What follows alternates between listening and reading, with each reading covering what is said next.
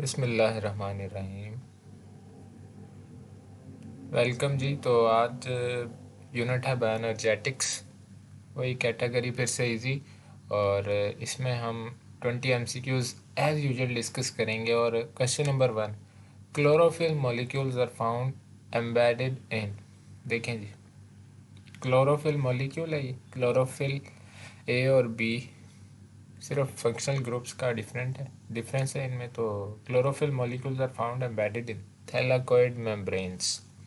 तो ये phytol tell की मदद से थैलाकोइड मेम्ब्रेन्स में एम्बेड होते हैं। Question number 2, the substances that absorb visible light are called. Pigments जी, क्लोरोफिल ए, बी, कैरोटीनोइड्स, ये ज़ैंथोफिल्स, ये सारे पिगमेंट्स हैं। तो the substances that absorb visible light are called pigments.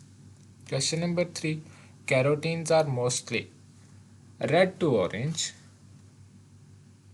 Memory based question है जी।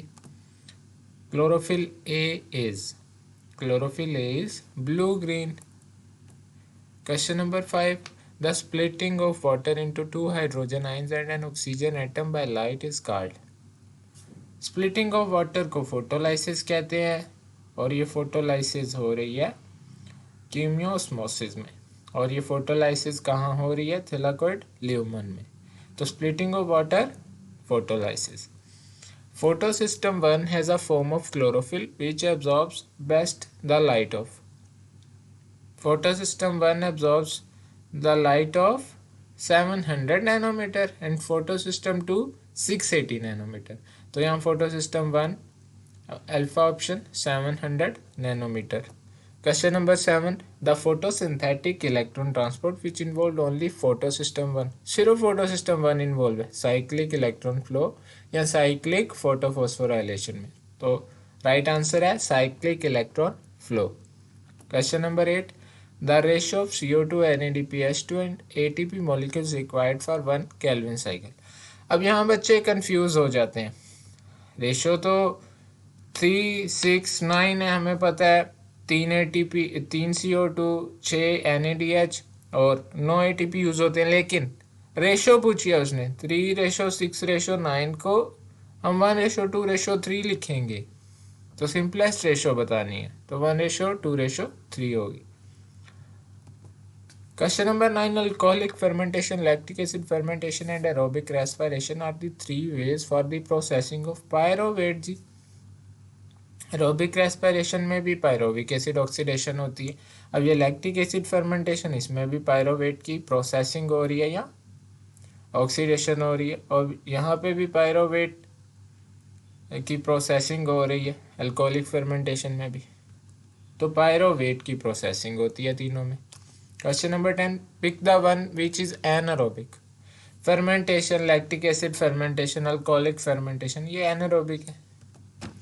Question number 11, during aerobic respiration glucose is oxidised to. Glucose की oxidation किस में होती है जी? CO2 और वाटर में, एरोबिक रेस्पिरेशन के दौरान। Question number 12, the breakdown of glucose in cell yields pyruvate in the presence और एब्सेंस ऑफ ऑक्सीजन, एरोबिक और एनारोबिक रेस्पिरेशन, वही बात कर रहे।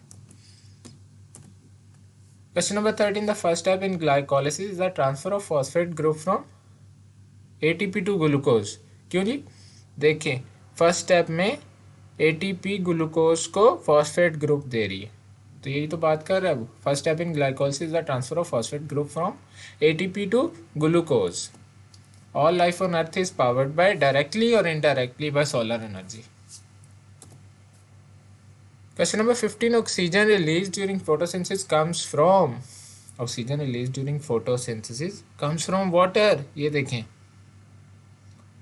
वाटर से आ रही है ये ऑक्सीजन, और कार्बन आ रही है कार्बन डाइऑक्साइड से।